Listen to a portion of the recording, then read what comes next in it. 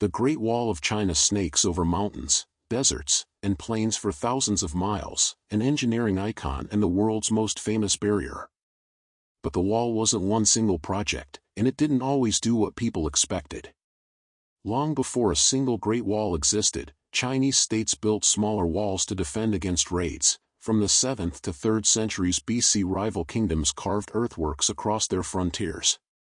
When China was unified under Qin Shi Huang in 221 BC, the new emperor ordered the linking and strengthening of many of those frontier walls into a larger defense network, but even then what Qin created was far different from the stone and brick structure most people picture today. Building frontier defenses was brutal, slow work. Labor came from conscripted soldiers, peasants, and prisoners, sometimes hundreds of thousands at a time, and walls were built from whatever local materials were available, rammed earth in arid regions, stones and tamped soil elsewhere. The Qin project tied sections together and created continuous lines in places, but it was expensive and maintaining it across vast distances was a constant struggle. The Han Dynasty later extended walls further west to protect the Silk Road, showing that the wall was as much about controlling trade and movement as it was about stopping armies.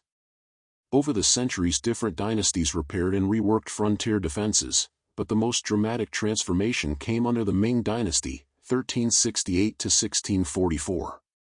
After the Mongol-led Yuan dynasty fell, the Ming feared renewed northern invasions and rebuilt vast stretches of wall using brick and stone, creating the sturdy battlements, watchtowers, and crenellations that survive today. Ming engineers added artillery platforms, garrison towns, and a sophisticated communication system of beacon towers. Where earlier walls were often simple earthworks, Ming builders aimed for permanence. A Ming battlement is more than a long wall, it's a system: wide walkways for troops, crenellated parapets for defense, beacon towers for smoke and fire signals, and nearby garrison towns to house soldiers.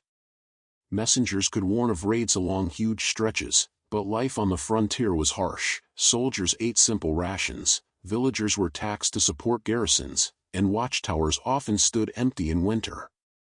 The wall functioned like a string of fortresses rather than a single continuous unbroken barrier. So did it work? Sometimes, it delayed raids, funneled attackers toward defended passes, and protected farmland, but walls can be bypassed. Nomadic horsemen like the Mongols didn't rely on sieges, they could outmaneuver static defenses, find weak points, or avoid the wall entirely by going around or through undefended regions. In the 13th century, the Mongols overran China and established the Yuan dynasty, proving that a wall alone couldn't secure an empire against determined, mobile forces. Beyond military use, the Great Wall grew into a powerful symbol. It represented imperial authority, a boundary between inside and outside, and later became a national icon. Myths grew up around it, like the famous but false claim that it's visible from the moon, yet its real legacy is cultural. The wall shaped borders, inspired literature and art, and influenced how Chinese states thought about defense and identity. After the Ming, parts of the wall fell into disrepair. Weathering, farming, and people taking bricks for building materials stripped many sections. In recent decades, some stretches have been restored and turned into tourist attractions, which helps fund preservation but can also damage original fabric when restorations prioritize spectacle over authenticity, while remote segments remain at serious risk from erosion and human activity. Conservationists today face a hard balance: preserve access and the experience of the wall for visitors, but protect the archaeological integrity of what remains. The Great Wall teaches two big lessons relevant far beyond China.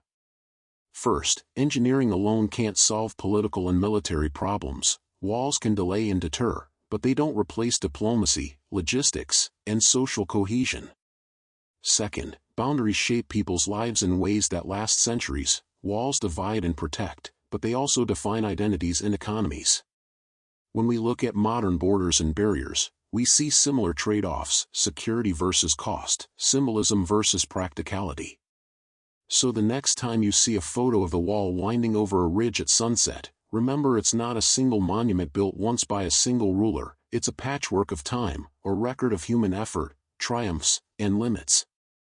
It started as local earthworks, grew into imperial infrastructure, was rebuilt in stone by the Ming, and finally became an international icon, impressive, imperfect, and instructive.